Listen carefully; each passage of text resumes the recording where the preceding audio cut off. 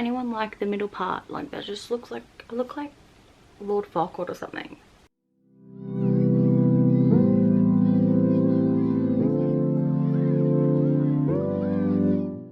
Hi, my name is Sasha. Welcome back to my channel, Sasha Reads, and these are my most anticipated 2022 September releases. So, as always, I go off Goodreads for the release dates. So, if the release dates are wrong, go after Goodreads and not me. But first of all, let us talk about the one book I have in physical form, and that is All That's Left Unsaid by Tracy Leanne. I can't remember if I put this on my August anticipated releases because I thought it was August, but the arc I have here says September 2022. So this is a debut from Tracy. It's a thriller.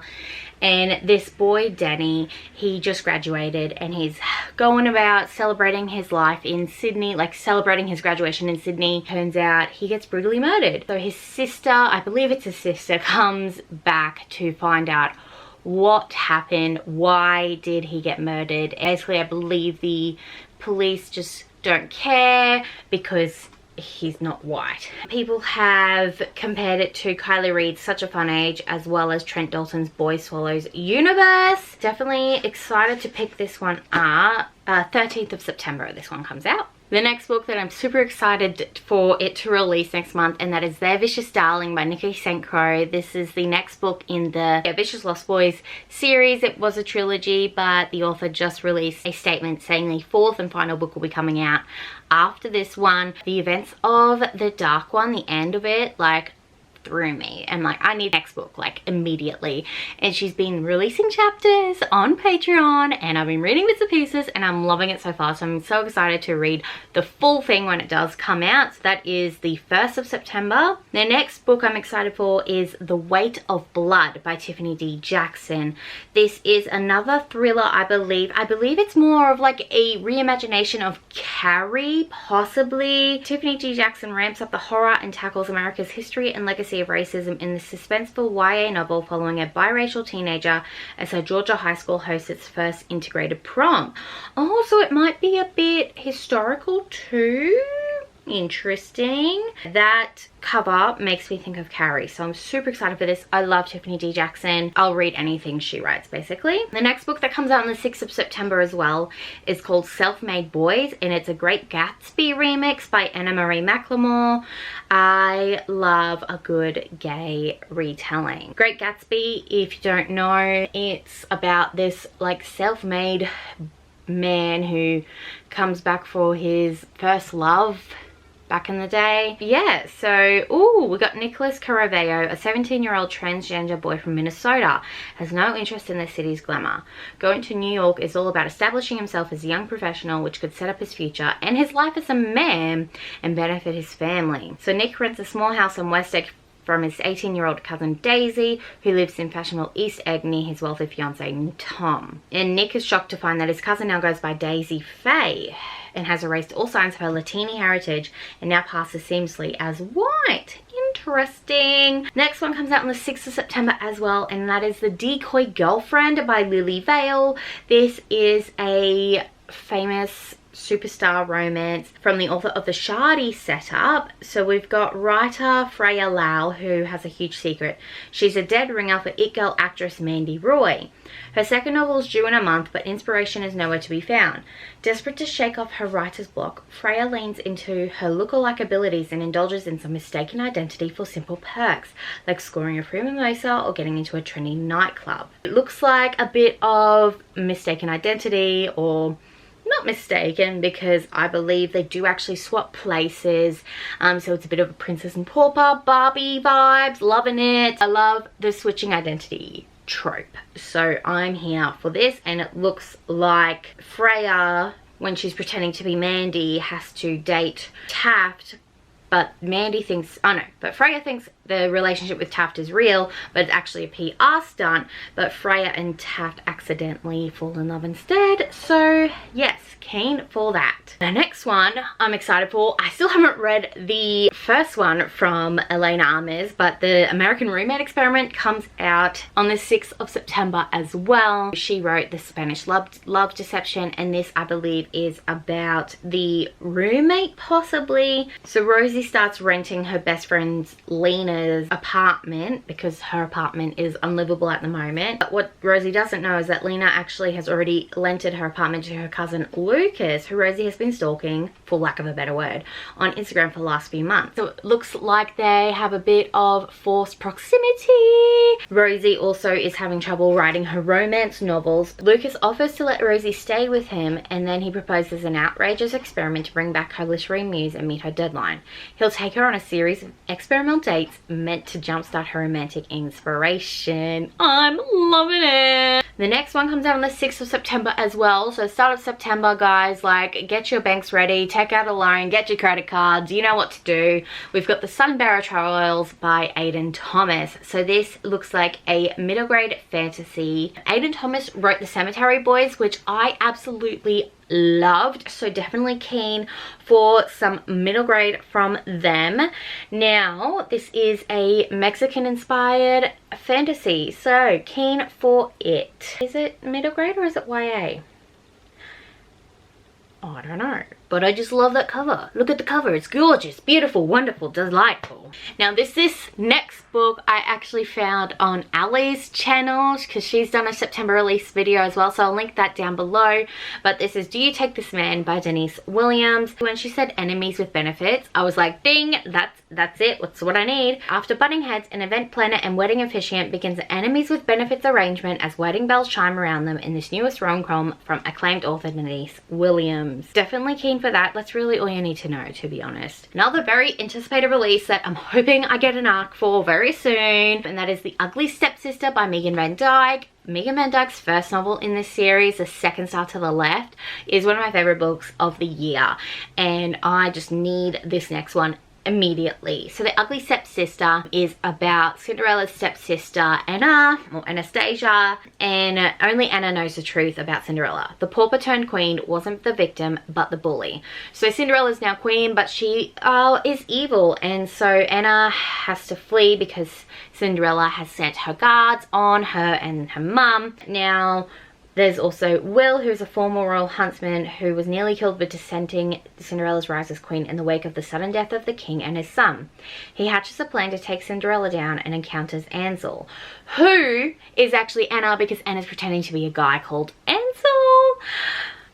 Love it. I'm so keen for the 13th of September. Another book coming out on 13th of September is None of the Ninth by Tamsin Muir. This is the third book in the Locked Tomb series. I read Getting the Ninth last month.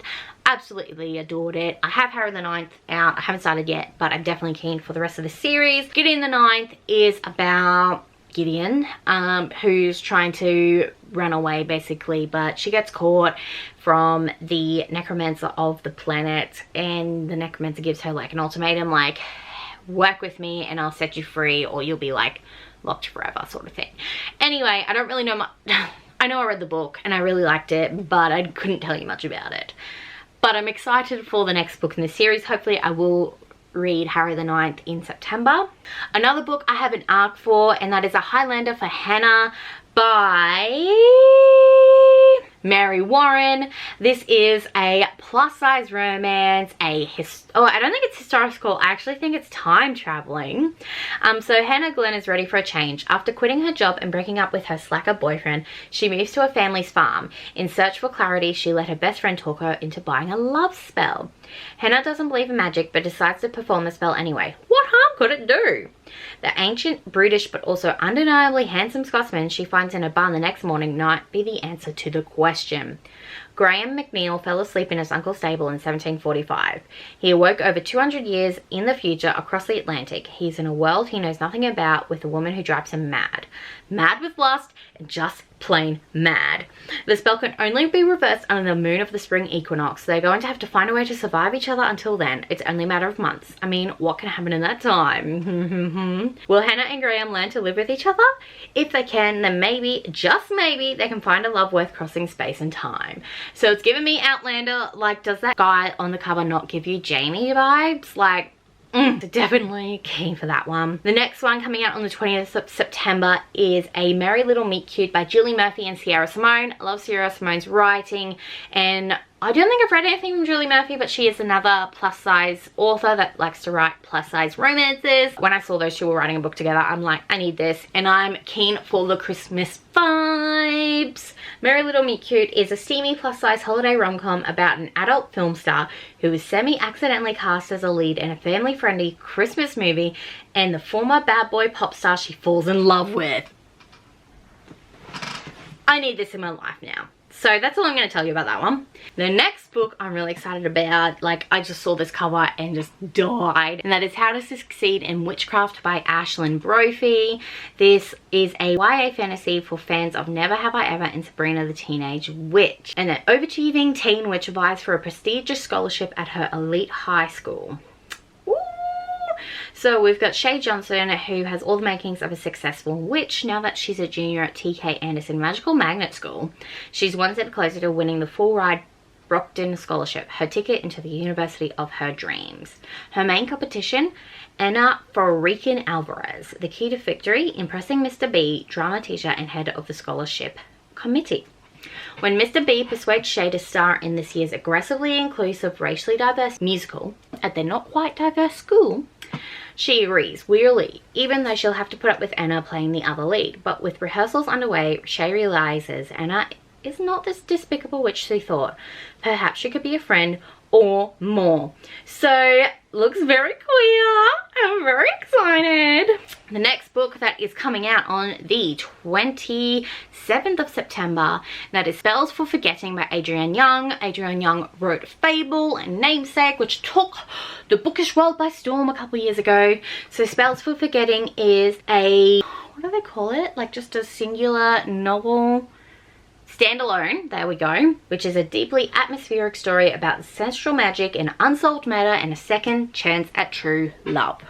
So let's find out what's it about.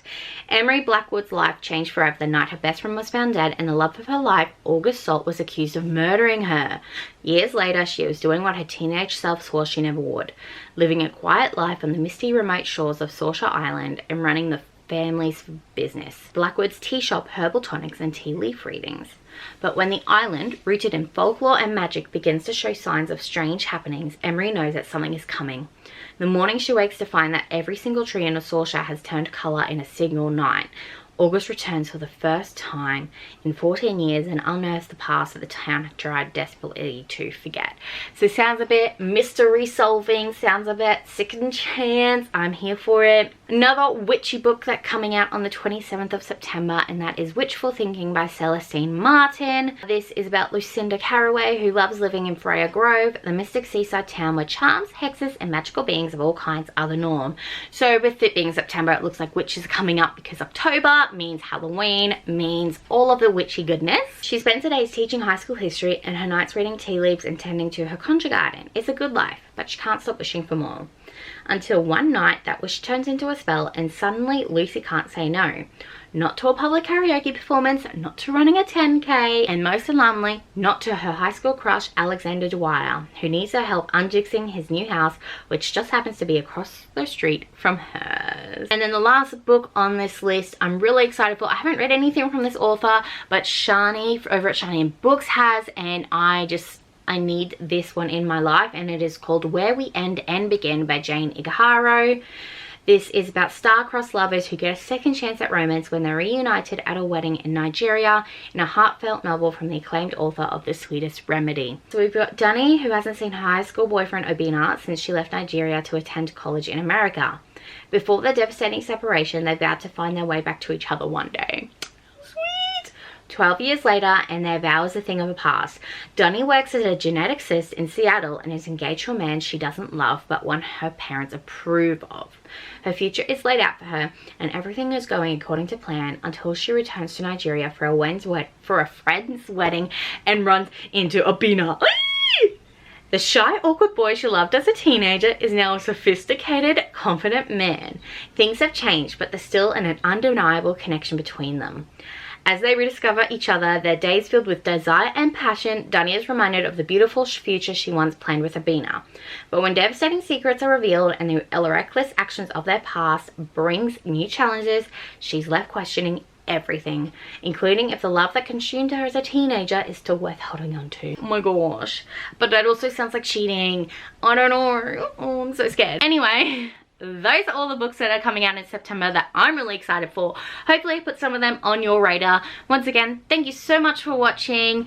Don't forget, you can add me on Goodreads, Instagram and Twitter. They're all at Sash Reads. You could also like, comment and subscribe if you want to see more by me. Hope you have a wonderful, wonderful rest of your day. I'll see you next time. Bye!